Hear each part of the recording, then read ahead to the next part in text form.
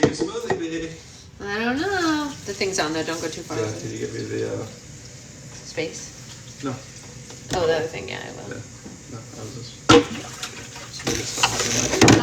It should be a very red smoothie. Very red one. Yeah. I think we might be out of red stuff. Oh. There's not strawberries in the freezer? Oh no. No, there are strawberries. They're red. Yay! Good morning, everybody. And by everybody, I mean Grace. Hi, Grace.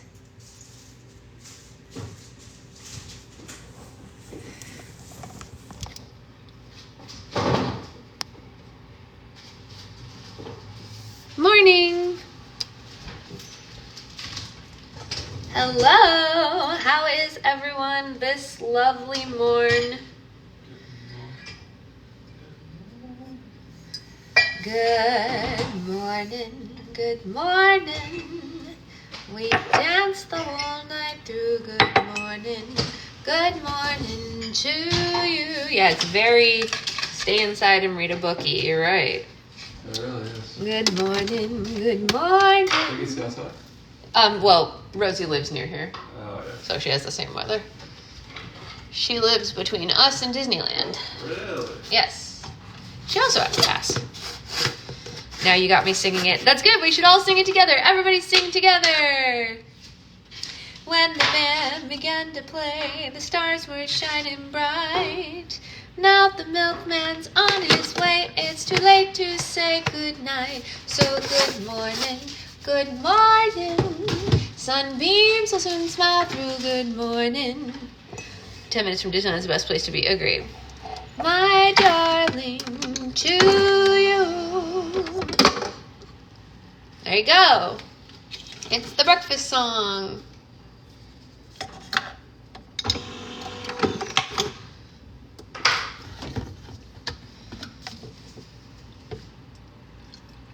We should sing Christmas songs. What Christmas song should we sing, babe?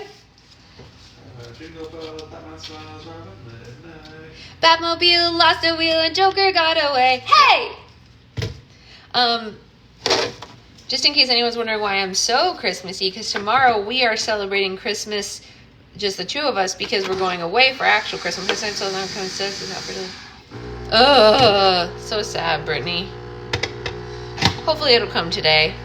Your mom was asking about musical. That song, Good Morning, is from two different musicals, actually. It's both in Singing in the Rain and in Babes in Arms. I prefer the Babes in Arms version personally. That's just me. You used to make everyone sing Little Drummer Boy all year long. That's fine.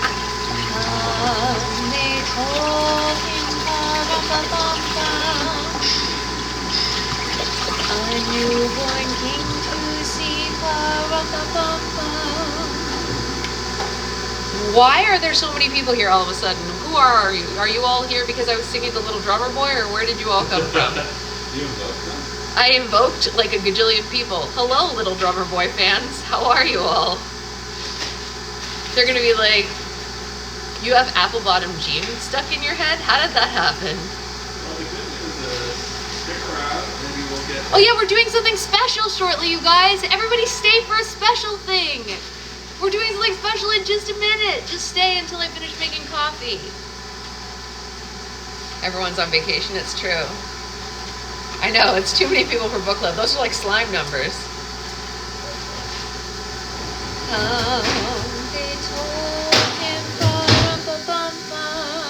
They're leaving now, it's good, yeah. That was scary. I was like, why are you all here for book club?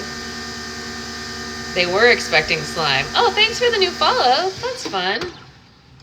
A newborn king to see.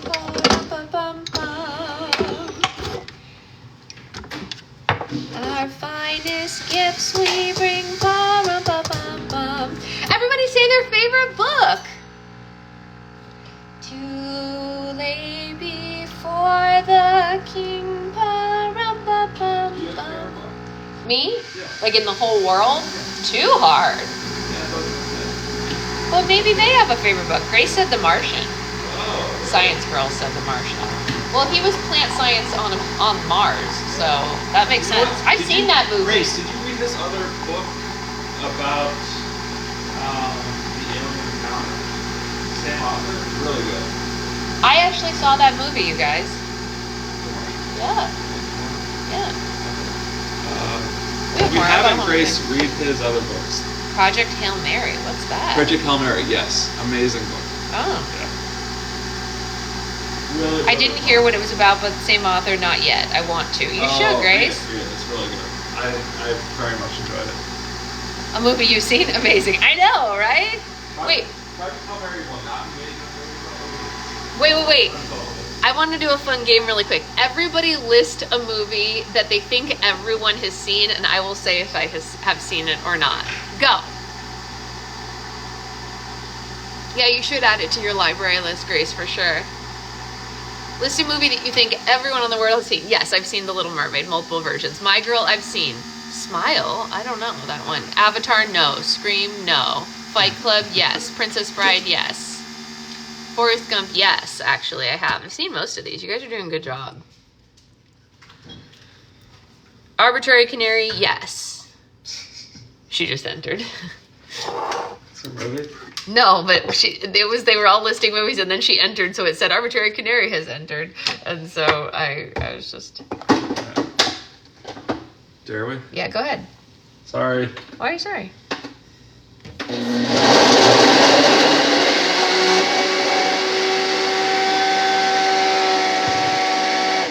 I'm sorry, Grace. Try it with an underscore or something. Elf I have not seen. The Party I have not seen. I don't know what that is. Not the movie. I've only seen the musical. Really? Yeah.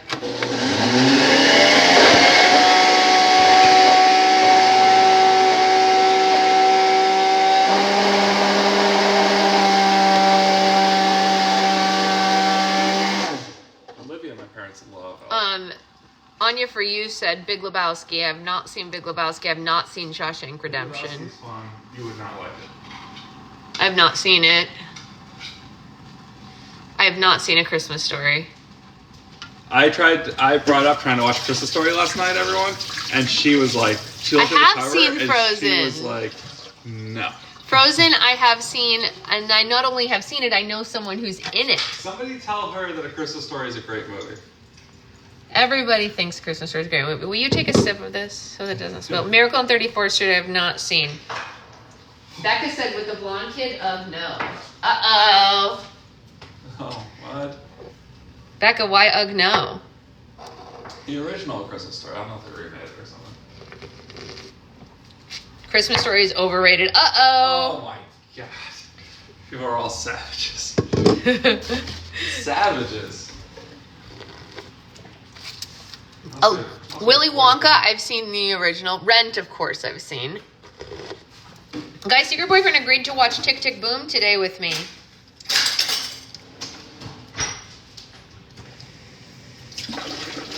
It's very exciting for me. What a guy. Who here has seen Tick Tick Boom? What a film. Fantastic. My former stepdad had the fragile leg lamp from A Christmas Story. Oh. That's fine. I also saw during Tick Tick Boom. All throughout LA, they've been advertising a Christmas Story musical all season. We could have gone to that.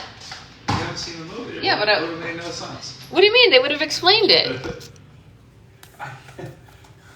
You would have gone to the musical, but not you wouldn't watch the movie? I'm better at musicals than I am at movies. We know this. Don't you think? I guess that's fair. I'm way better. It's red. Yay, red smoothie! Good morning, Shelley. Good morning, everyone. I have not seen The Grinch with Jim Carrey, no. That's pretty fun. Jim Carrey. I saw The Producers live. I haven't seen the movie, but I have seen the musical, and I did see a very acclaimed cast, yes. Yes, I need to move this so that it can be by the tree. Okay, here we go. I've seen Beetlejuice, the musical, but not the film.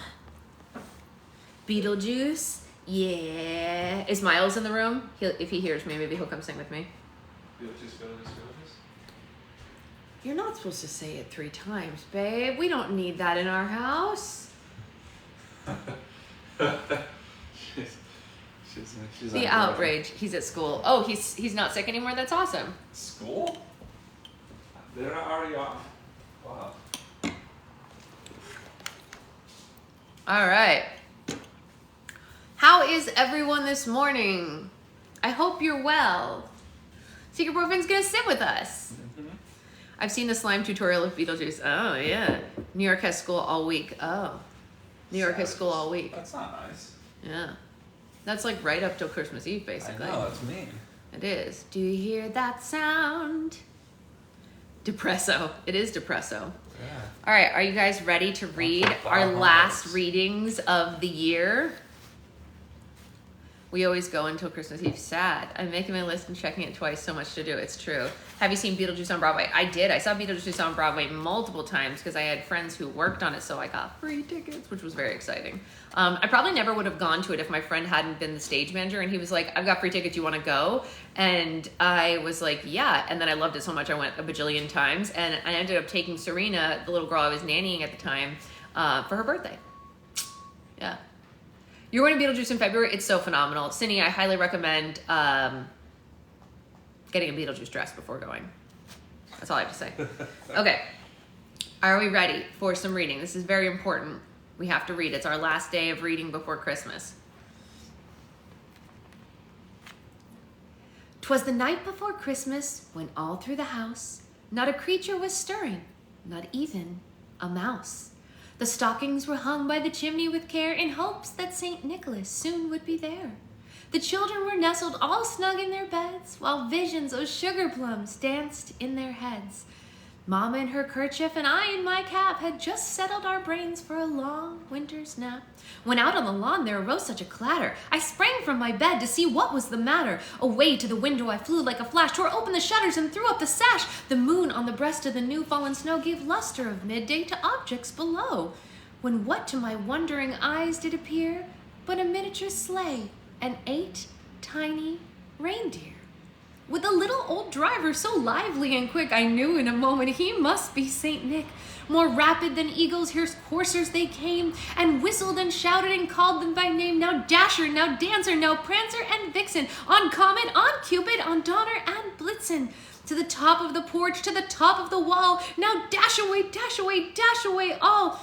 As leaves that before the wild hurricane fly, when they met with an obstacle mount to the sky, so up to the housetop the course they flew, with a sleigh full of toys, and St. Nicholas too. And then in a twinkling I heard on the roof the prancing and pawing of each little hoof. As I drew in my head and was turning around, down the chimney St. Nicholas came with a bound. He was dressed all in fur from his head to his foot, and his clothes were all tarnished with ashes and soot. A bundle of toys he had flung on his back, and he looked like a peddler just opening his pack. His eyes, how they twinkled, his dimples, how merry. His cheeks were like roses, his nose like a cherry.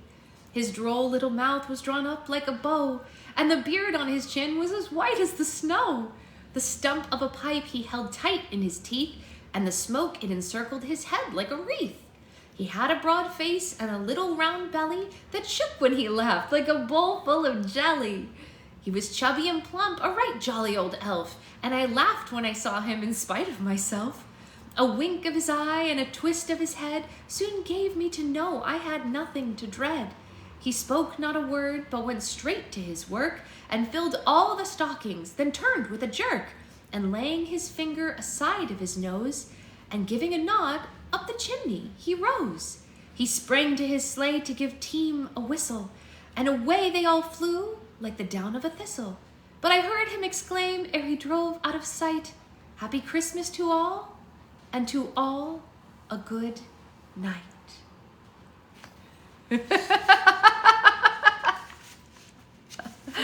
Oh, come on. What? Someone said, wait, this isn't the right book. What? Oh, come on, it was fun. It was fun. That was funny. Thank you, thank you. Everyone was like, that can't be in this book. I should scroll for your confusion. Did you guys not figure it out right away? Hold on, wait, what? I'm scrolling. How was the entire story in the book? I'm confused. Did you rewrite this chapter? Oh my god, I'm so freaking confused. I'm confused. Is this Key Ridge? It sounds Christmassy so far. Did we change books? Wait, you guys don't know this the night before Christmas? Like, you didn't know it from the first line? Yes, I did have paper on top of the book. But wait, you guys don't know it from, like, if somebody says to you 'twas the night before Christmas when all through the house, you don't just know automatically it's in the poem. We do, which is why I was confused. I mean, I knew it was when I thought you had changed the storybook. Oh. It is fun to play along. It is fun. Yes. I put it in. You thought the author put it in the book. That's funny. Oh, that's hilarious. Yes, no. We woke up this morning and we were like, wouldn't it be cute if our last book club before Christmas, I read the night before Christmas because, you know, it's just fun and sweet. It's a sweet little poem. And I thought maybe some kids would be, we did need the Christmas feature. I thought some kids would be off school, so I thought maybe some kids would be with their grown-ups.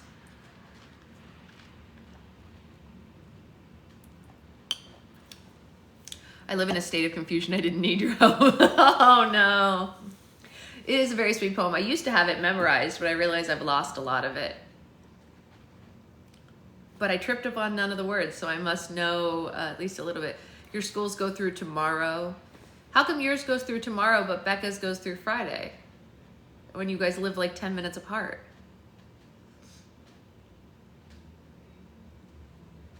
That's confusing.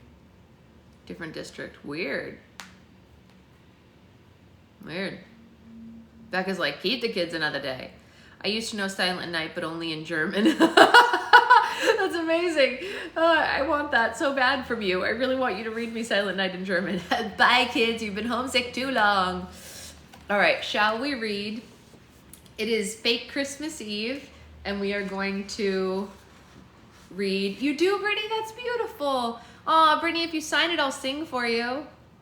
Like if you make a video signing it. I love when people sign along with singing. I think it's pretty. I've done zero rapping. Uh-oh, well maybe you should rap right now while we're, my inferior complex will wait. That sounds really, no, I'm tripping. No, you were right. All right, let's do a little bit of our Christmas Eve reading. Because for us, this is Christmas Eve. Why are you laughing? It is. No, I wasn't laughing at that. I was laughing at the story. Sasha singing my mom's favorite song would make me sob, but thanks. What, Silent Night is your mom's favorite song?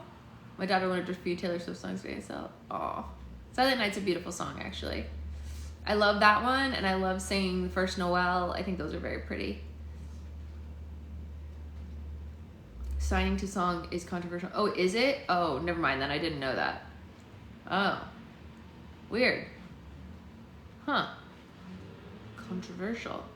I love it. I think it's so beautiful. I love when someone sings along and signs along with them. That's always like, maybe that's like the 90s kid in me that Sister Act 2 had that moment and we all saw it and we were like, yes, that forever. You know?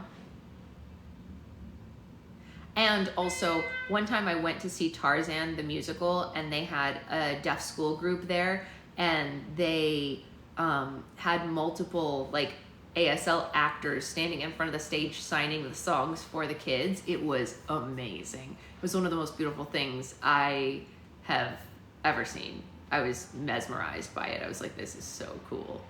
Oh, that's good. That's good. All right, here we go. Chapter 17. Email. Hi Mike, everything's going well at the Key Ridge Ski Lodge. Please see below for some of the changes I've implemented to date. Updating guest book system, implement automated check-in and check-out, hired new housekeeping team, create a guest survey to gather feedback after checkout, incentivize reviews with a 5% rental discount code. In addition to these changes, we're actively working on getting the lounge area up and running. The plan is to have it open Thursday through Sunday, and there will be a full bar and basic menu that will be easy to keep up with. There will be a happy hour coinciding with the ski hill closing to hopefully gain new non-guest generated business. I will keep you updated. Thanks for all your trust, Maddie.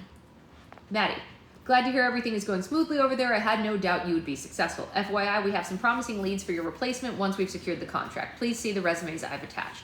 Mike. Staring at the last line of Mike's email, I sighed and closed the laptop. I couldn't bring myself to look at the resumes right now. Knowing I would have to leave eventually and actually face reality were two completely different, things. I was finally getting comfortable here. It felt strange to think about leaving. I wasn't sure how I felt about returning to Florida and all the memories I wanted to desperately leave behind. After the golf cart incident, I finally deleted all social media from my phone so that there was no way I could see any of Garrett or Nadine's posts. I couldn't mentally handle it, but right now my hand was itching to hit that re-download button and see exactly what they were doing. Frankie's voice was in the back of my mind, scolding me for even thinking about doing that. Shaking her hypothetical words out of my guilty conscience, I reached for my phone. How are you feeling today, Florida? Jumping, I jerked my hand away from my phone as if I had just touched a hot burner. Giles raised his eyebrow. Did I scare you? Sorry, I was just a little zoned out. I forced a smile. You were right. My tailbone is even more sore than yesterday. Should I bring up last night? So, about last night, Giles interrupted my thought. It was fun. His eyes shifted to the floor. Definitely, I agreed. My brain seemed incapable of coming up with something else to say. Right, he replied, drumming his fingers against the desk, rocking back and forth. So I heard the plans to fix up the lounge are in full swing. I eyed him nervously and nodded. Yep, that's the plan. Bev mentioned it to me. I thought maybe you might need some help or something. A ride, maybe. There's a hardware store in town and a secondhand furniture shop. You want to help? I stumbled over my words, surprised he was being so cooperative. He scratched the back of his head and his eyes darted around the room, looking anywhere but at me. Yeah, I know I was a jerk about the idea when you first brought it up, but I was still salty that you were here. It's a great plan, and I do want to help.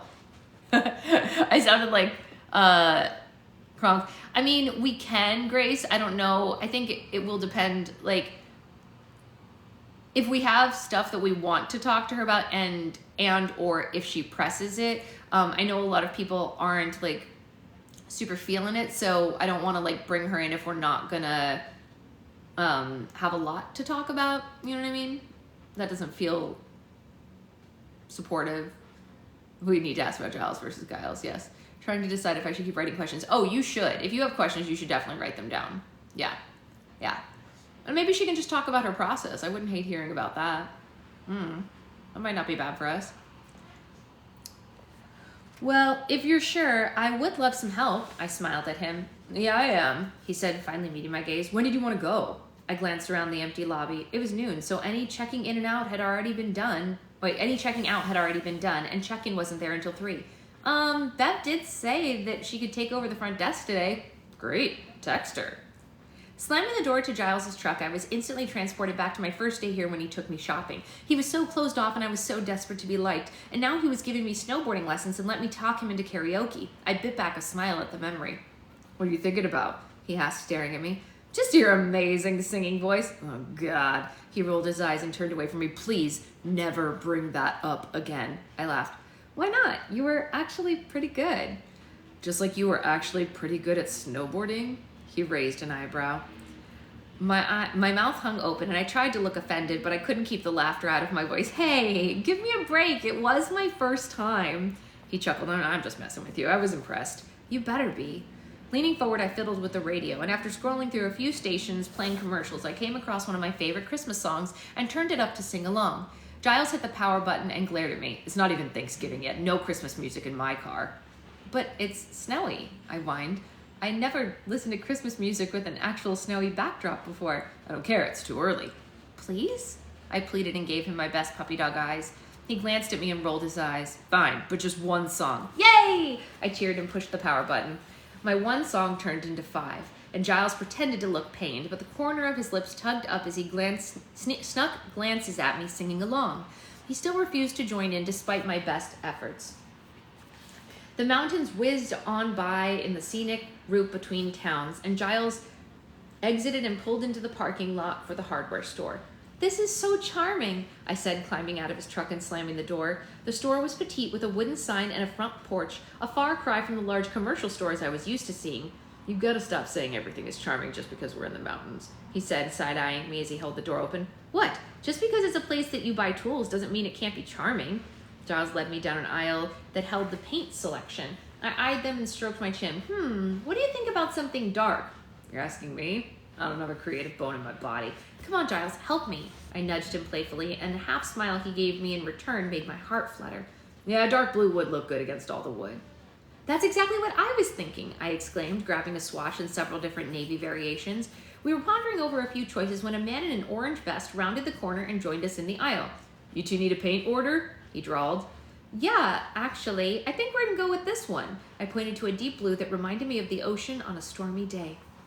His eyes moved over me slowly as he took the sample from my hand. His thin lips widened into a smile, and I fought the urge to roll my eyes at his blatant attempt to check me out. I haven't seen you around here before, and I know everyone. What's your name, sugar? Before I could answer, Giles placed himself in front of me. His stance felt protective, and his eyes were dark. Back off, Earl. Oh, shit, didn't see you there, Giles. This your new girl? Giles curled his fingers into fists as he glanced back at me. She works the lodge. I'm Maddie, I interjected, feeling ridiculous that they were talking about me as if I wasn't standing right there. Maddie, huh? My name cracked on his lips and it made me cringe. Is Giles showing you a good time? Because if he's not, I know all the best bars in the area and I could take you out to some... Just the paint, Earl, Giles snapped. Geez, so sensitive. I was just trying to be nice. Earl backed off, taking our sample with him behind the paint counter. He plugged a few things into a computer. I got a few other things I need to take care of first. I should be able to have this ready for you in an hour if you want to stop back. That's perfect. I put on my best polite smile. We've got other errands to run. We'll come back when we're done. Giles was still glaring at Earl, so I nudged him. Let's go, I hissed under my breath. Finally breaking his stare, he met my eyes and nodded. See you folks in a few. Nice to meet you, Maddie. You too, I lied. As soon as we were out the door, I breathed a sigh of relief. Wow, the workers aren't nearly as charming as the facade. Earl's a creep, Giles mumbled. Don't come back here without me, okay? He looked genuinely concerned. What would I come back here for? Fishing gear? I joked. I'm serious. His sternness startled me. I won't come back, I promised. We sat in heavy silence as Giles drove us to our next destination, and he finally sighed and glanced over at me. I'm sorry, it's just that I've never considered these people from an outsider's perspective. Earl's harmless when you can handle yourself, but I just wouldn't want him taking advantage of you. My eyebrow shot up. Excuse you, you don't think I can handle myself? You're too polite. So he will push you, take advantage of that. You gotta be harsh with guys like him. Giles, I'm nice, not stupid. I know how to handle guys like that. He glanced at me and then back to the road, clearly not believing me. I'm serious, you don't think we have creepy men in Florida? I can handle myself. He still looked unconvinced as we pulled into our next stop. It was an old house that had been converted into a thrift store. If you say so, he said, slamming his door. Inside, old shelves were lined with every knick-knack imaginable. Ceramics, glassware, art pieces. In the back, I spied rows and rows of furniture. He does sound like Earl from the Dixie Chicks. Goodbye, Earl. I was already planning on painting the existing worn-out chairs black, but I still needed to pick a couple of tables to create more seating. Some wall art would also be nice, and Bev had given me a very modest budget, but I was confident I could make it work. What about this one? I ran my fingers over a long wooden table. It must have been 15 feet long. We could do open seating and fit a ton of people here. Checking the price tag, I winced. Scratch that. This alone would take up the entire budget. Giles waved off my concern. Don't worry about the budget. Bev told me specifically, I said, don't worry about the budget. I got it. Giles, you don't have to do that. He shrugged. I want to. It's my place too. Gazing at the table, he absent-mindedly started tracing the grate in the wood. There was a sadness in his eyes, but I didn't dare bring his parents up again. Well, then I do think we should get it. He nodded. Yeah, it's perfect. We continued to browse the store as I selected paintings and decor of various sizes. Look at all the stuff we found. I admired my pile of collections. Giles snorted next to me. You mean the stuff you found? Add something to the stack then. He shook his head. I don't have an eye for stuff like that. I grabbed his arm and tugged him around the store, pointing to various pieces. We're going for eclectic, random even. The whole point is not to think too hard about it. A neon sign would be cool, he finally said. We had an ancient one hanging out in there for years before it crapped out. I love that, I squealed with excitement, tugging on his sleeve. He raised his eyebrow and stared down at me. Did you hit the caffeine a little too hard today? I waved off his comment. Do you know where we could get a neon sign? Johnny can make one for us. He made the one in their basement a while back. That's perfect. A neon sign always draws the social media crowd. Excuse me? You know, people see a picture of a cute neon sign and they want to go to that place so they can take the same picture. It's a thing, just trust me. I changed my mind. I don't want one anymore, he deadpanned. I ignored him. What should it say? Maybe a cute phrase or a pun or something. I put my hand over my face trying to think of a perfect word. Don't worry. I got it, he insisted. After we paid, we gathered everything, and aside from the massive table that they would deliver later on, piled into Giles' truck. This is so exciting. You have to help me get everything together. Giles started driving back to the hardware store to collect the paint. Have you always been such a peppy person? He asked dryly. Have you always been such a prickly person? I teased. A grin tugged at his lips, and his clear brown eyes glanced from the road to me. Answer my question or you owe me a drink. I didn't realize that game would be forever ongoing, I laughed. But to answer your question, I think so. I've just always felt like everything is going to work out, and even if it doesn't work out the way I want it to, everything still falls into place the way it's meant to. My voice trailed off at the last words. The pain I'd been suppressing from my recent betrayal was bubbling to the surface, and I fought to push it down. Giles seemed to sense the change in my demeanor because his next words were soft. It's okay to be upset sometimes, you know. Doesn't mean you're not still a positive person. Yeah, I know that. I fiddled with my hands, not caring that my words didn't sound as convincing to my own ears. We pulled into the hardware store and he sighed, turning towards me. For the record, anyone that hurts you is an asshole, and you don't have to put on a front to pretend it's okay when it's not. He knew exactly where my mind had wandered to. They're not worth it, I said. But you are. He leaned toward me, and if you don't let yourself feel that pain, you're never going to get over it. His intensity had me speechless. I couldn't help but feel like he was talking to himself when he spoke those words. I'm going to run inside by myself and grab the paint. I really don't think I can handle Earl talking to you again. And with that, he slammed the door and was gone, leaving me swimming in my thoughts.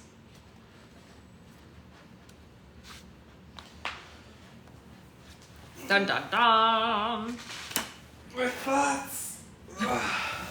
Leaving me swimming in my thoughts. You're tearing me apart! You're tearing me apart, Lisa!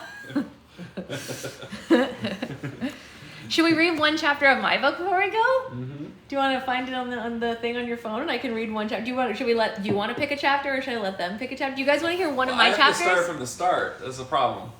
Yeah, but you've all already read the start. Maybe we should just pick a random number and do something fun. How's it fun to read a random chapter in the middle of a book? Well, just to see if you like the style. Well, I like the style. No, for them. Oh. One that wouldn't It's about me. It's about him. We are women, we can handle it. Okay, Arbitrary Canary says they can handle it. Women. Wait, what does being a woman have to do with... Being able to, like, push it out of their... They can read this and then read the whole book later, is what they're saying.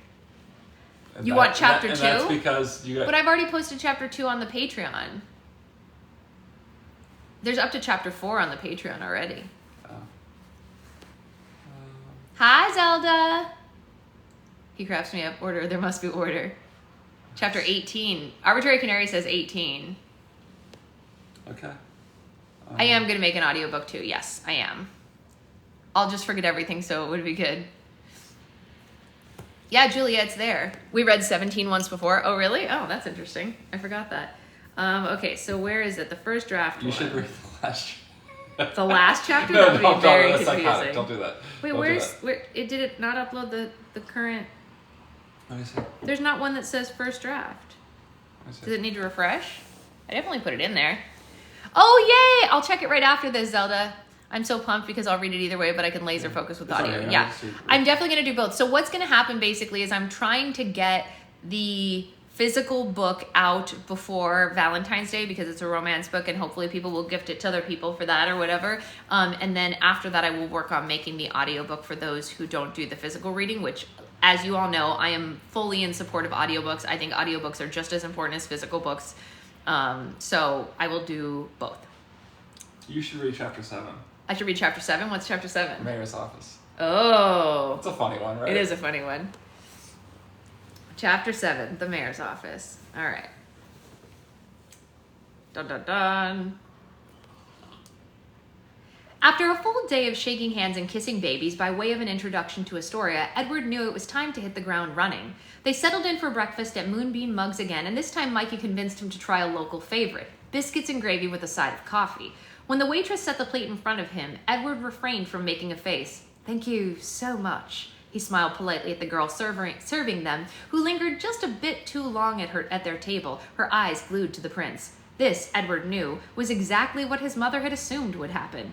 Lucy, Mikey snapped his fingers, not to be rude, just to bring her out of her trance. We're good here, but thank you. Oh, of course, she excused herself and ran back to her post. Well, dig in, Your Majesty, Mikey exclaimed, cutting his own food and shoveling a large bite into his mouth. Edward, though hungry, started with the coffee. Yes, of course he'd had coffee before in his life, as he had told Mikey on the drive over, but that didn't mean that tea wasn't the staple breakfast beverage of Whitelock. We aren't really big on the beans, he said with a nervous chuckle, bringing the hot brown liquid to his lips. Yeah, Mikey drew out the word, cutting into a sausage, but you're in the Pacific Northwest now. Coffee is what we do, Your Highness. The unlikely duo of a portly mid-50s fisherman and a fit 30-year-old prince from a small European principality sat in silence for a few moments as they noshed on the food in front of them. Finally, a few bites into the meal, he decided it wasn't all that bad. Edward wiped his mouth rather delicately and cleared his throat. As much as I've loved the tour of Astoria's best, I think that today I do have to get down to business. I can't very well fix the problems of your town just sitting here now, can I? Mikey, for his part, wiped at his mouth with the back of his hand as though he'd forgotten there was a napkin within reach. Yeah, of course, Prince. What'd you have in mind? Well, now that Edward thought about it, he wasn't exactly sure. He laid awake the night before thinking about how quickly this had all come together. Barely a week ago, he was on his father's yacht off the coast of Saint-Tropez, and now he was sitting in a cafe in Astoria, Oregon, looking out the picture window at the pouring rain. Nothing about this felt right or normal. What he should have done was demand that his father send word ahead about his arrival. Why hadn't he done that? Why hadn't he asked his parents for help with a plan, or at least done a little research on the place? That would have been altogether too smart. Instead, as flippant as ever, he boarded an aircraft without any real strategy in place. He expected, if he were honest with himself, to land in Oregon and find that the people of Astoria had been waiting for their prince to come and overturn the lackluster local government. That he would ride in on his white horse and they'd throw confetti, hold a parade even, but that certainly hadn't been the case. While the people of Astoria did welcome him with open arms, it was more as a visitor, a foreign dignitary brought to their soggy soil for a jaunt. Women stared, men wanted to shake his hand, children had questions, but none seemed to realize he was there to rule, to take over in the name of his father, the king. After far too long stuck in his head, Edward answered, well, perhaps I should just speak to whoever's in charge. The Lord Mayor? Lord! Coffee almost came out of Mikey's nose with a snort. He'd sure love to hear you call him that. I will take you to City Hall, but don't call him Lord, Your Majesty. That man is already far too big for his britches. That family's been running Astoria into the ground for generations. Edward raised an eyebrow, his last sip of coffee just passing his lips. How's that? Mikey shrugged. Well, I suppose it's all the little things being left undone that brings a place like Astoria down in the end. I'm sure neither Vernon Keating nor any of the rotund men who came before him really meant to screw things up for us, but we certainly are screwed up. I see, the prince cleared his throat. Well, I am here to fix that, of course. My family is dedicated to making sure that Astoria is returned to its former glory. Mikey laughed again. I don't know if you can call it glory, but we were formerly something better than this. With that, Edward waved over the same young lady who'd been helping them prior, reached into his wallet, and handed her $100. Oh, let me get you some change, Your Royal Majesty. She started to walk away, but Edward stopped her. Please, keep the change, he said as soon as he stood from the table. I'm sure we'll come again. Thank you for your hospitality. The man might have had a playboy reputation back home, but that didn't mean he was raised without proper manners. Mikey looked impressed. Thank you for breakfast, Your Highness. Least I could do, considering how much you've done for me already. Now, would you be so kind as to give me a ride to City Hall? I need to speak with the mayor. That was scene 1. There's a little more. This is a long chapter. Sorry, guys. You guys picked a long one. Or I guess Secret Boyfriend picked a long one. Whoops. Outside City Hall, Mikey pulled his car up to the front entrance, getting Edward as close to the door as he could. Here you go, sir. He jumped out into the rain just as he'd done previously and held the door open with a bow. Edward slid from his seat on the passenger side of the old truck and stepped out.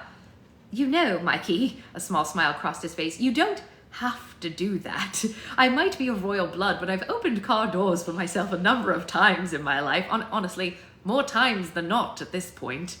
Mikey shut the door behind him and pointed to the ground that they stood on. I'll come pick you up right back here in this spot. Say in an hour? You think that'll be enough?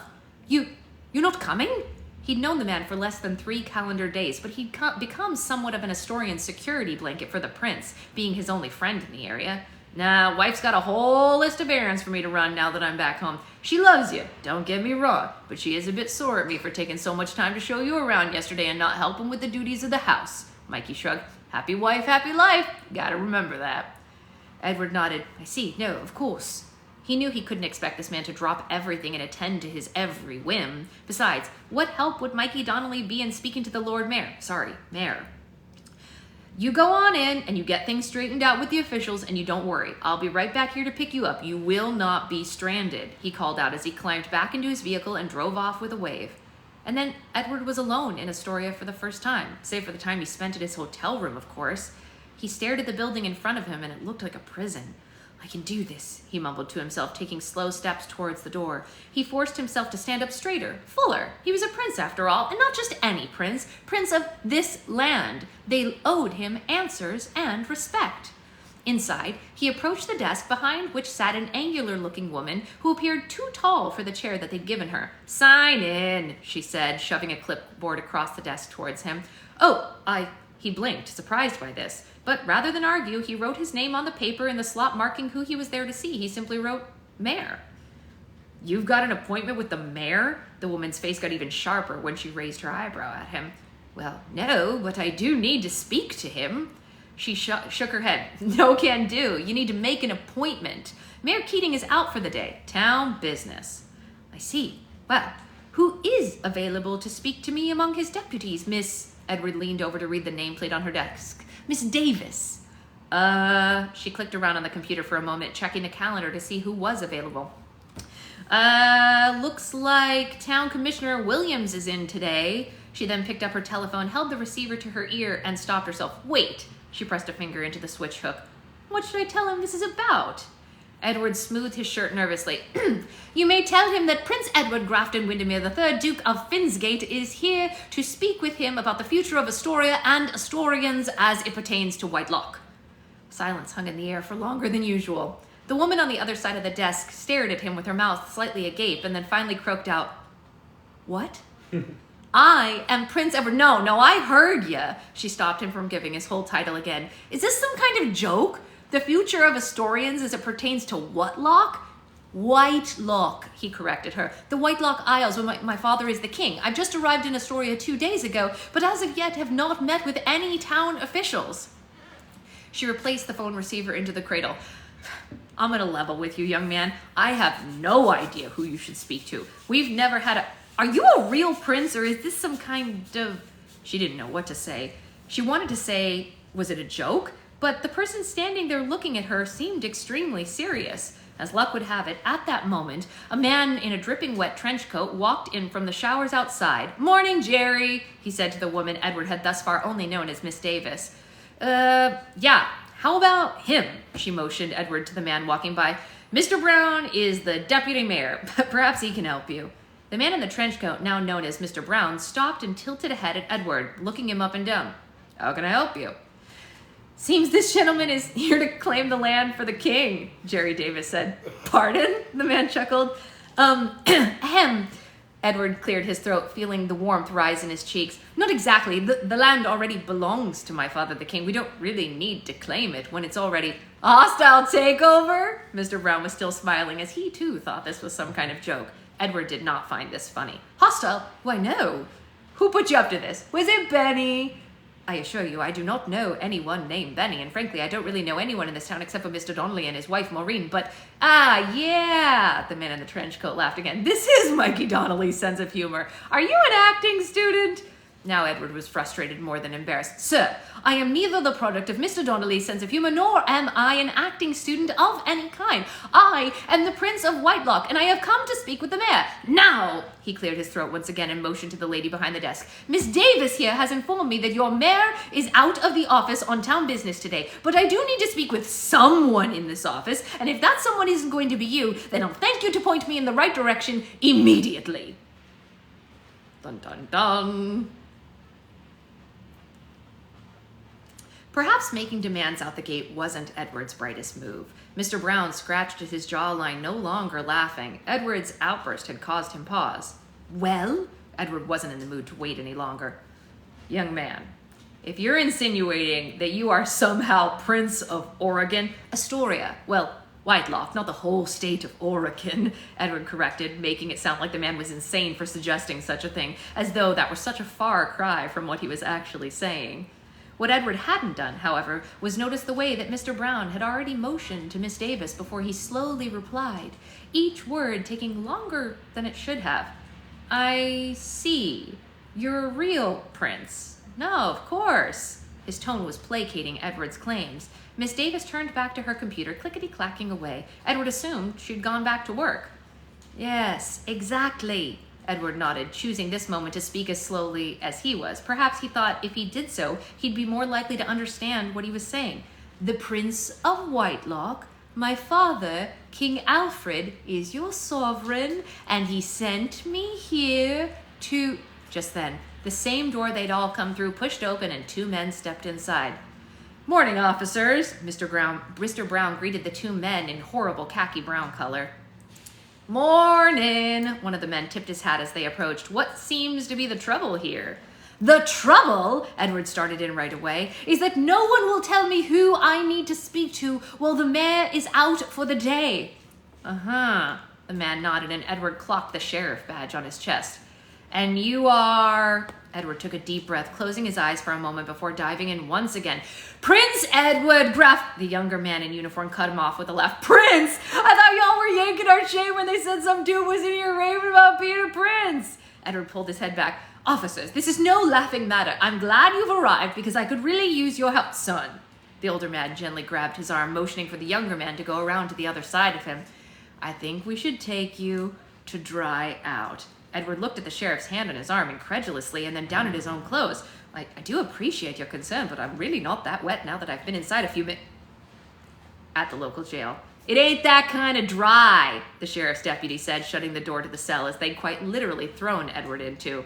He was, in a word, shocked. Don't I at least get a phone call? That's the end of that chapter. He lost his accent when he asked. Sorry. Don't I at least get a phone call? There you go. Is that better? Yes. It's very funny. That is the mayor's office It's a fun chapter. Thank you. It is a fun chapter. Poor Edward. He's living in a world of hurt. I'm living in a world of hurt. He's got himself in a little bit of hot water. These snippets just make me more excited to read the whole thing. Aw, thank you. I'm so glad. Yes, there is a jail scene after. Yeah. Yes, it is correct. It gets Just a tad. very spicy. It doesn't get so spicy. It's not a spicy jail scene. That would be too far. He gets stabbed. Oh my god. No, he does not get stabbed. Okay, he does not get shanked in prison. He does not get shanked in prison. Spoiler alert, Edward does not get shanked in prison. It's not that kind of book. Yeah, he shanked someone else. It's wild. Maybe. Secret Boyfriend is good for my marketing, apparently. This is what Arbitrary Canary is telling me. Uh-oh. Oh, no. Oh, what? Uh-oh, Claire said, but does he drop the soap? Oh, no. I was going to imply that, but I decided not to. Too far, you guys. Too far. That's for the... Sydney said that's for the sequel. Yeah. Well, I hope you all enjoyed a little snippet of it. Yeah, the After Dark version. Yeah, that's right. Yeah, that's the After Dark version. I'll write a second version of the story with all the spicy scenes another time. Really? I don't know. Maybe. I don't know. This doesn't see your style. I could be wrong. Is it unethical to request my library try to get it if I'm going to buy my own copy? It's not unethical to try to get your library to get it, but I don't know. Can libraries have self-published books? I think they can have anything they want. I would love for libraries to have it. That would be awesome. Of course. Yeah, that'd be great. I don't think that's unethical at all. They can have anything great. Maybe it can be the digital copy since that'll be available through Amazon. Well, we can get a physical copy. Yeah, I don't know. I would love for libraries. In Michigan, all the libraries are connected to, so anyone in Michigan could get it. That would be amazing. I would love that. I am fully in support of libraries. I think people should definitely use libraries. I should use the library more. But I do like owning books, I'm not gonna lie. I have Olivia account. I need to know what happens next. Well, we're done for the day. Oh no, Wait, you just have to get the book. You should release the first. You've already released the first 4 chapters. Just on People Patreon. should write What they think comes their next. own, next chapter. That would be kind of funny if everyone wrote what they think comes next after this. I use Libby 99.9% of the time because no physical space. That's fair. Yeah, that would be amazing, Julia. It's only 9. Oh, it is only 9:15. I think Slime takes over the jail next. That would be really funny. Yes. He's standing in the... So this is what happens. Edward is in his jail cell, and he's asking for his phone call, and slowly Slime starts to drip down the walls, and he's like, Scary. what the heck is that? And he reaches out, and he touches it, and he's like, ooh, so satisfying. Now I am suddenly calm and happy, and I don't mind being in jail. That's what happens next. All right, I am going to skedaddle. I'm also going to go look at the review that Zelda said she just posted. I'm very interested to see it. And then I'm going to have breakfast, and then who knows, right? Merry Christmas to everyone. This was our last book club before the holiday. Yes, I am packed. Thank you very much. And we will be back on my birthday, which is the 29th. That will be our next book club day because we fly back the day before. So expect book club on that day, and it will be a fun special book club because it'll be my birthday. I replied to your email. Our family members don't have... What? I don't know what that means, Cindy. I'm confused. I'll read the email. Roll for slime for Sasha's birthday. Oh yeah, we can do a Secret Boyfriend said he'd do a birthday roll for slime for me. Yeah, I'm gonna make it. Yeah. I think you should have to make it from scratch. I don't think you should be allowed to use my base. I think you should make it from scratch. Okay. I also need to... It'll just be Oh, that's hilarious, Cindy. I didn't know you had an uncle lawyer. That's amazing. I love that. better. Uncle Lawyer? Yeah. Lawyers. Yeah. So what was I gonna say? I need to pack myself some mini airplane slimes. Mm-hmm. And maybe just like some fun. Should we bring slime supplies for your brother's oldest daughter, whose name I do not say online? How are we gonna bring slime? Just put them in the suitcase, like cute little add-ins and stuff for her, if she wants to make something. Probably, huh? Are we gonna bring Borax and all that too? They have that. Remember, we sent that home with them. No, they did not bring that home. They didn't bring it? We could just get that at Target. No, That's I too think heavy. they looked at that giant box of Borax and my brother threw it away. Oh, well, we can just get some at They do Target not there. have Borax. But I'm talking about like the cute little add-ins that she can put in her slime. Are we gonna bring glue? We can get that at Target. Okay. I'm just gonna bring cute stuff. Okay. I don't want to carry glue. It's too heavy. I don't know either. So we're gonna go there and buy stuff. If she wants to make it. If she doesn't want to make it, I'll just leave her with the cute little Of add-ins. course she's gonna want to make it. All right. I'm gonna go. I'm gonna go and watch this review from Zelda, and then have breakfast, and then who knows? You just have to remember to bring Borax because we don't want to buy a giant thing of Borax again. Okay, I'll pack a little 3 ounce of borax. Yeah. Okay, fine. All right, I'll see you guys later. Bye. Bye bye.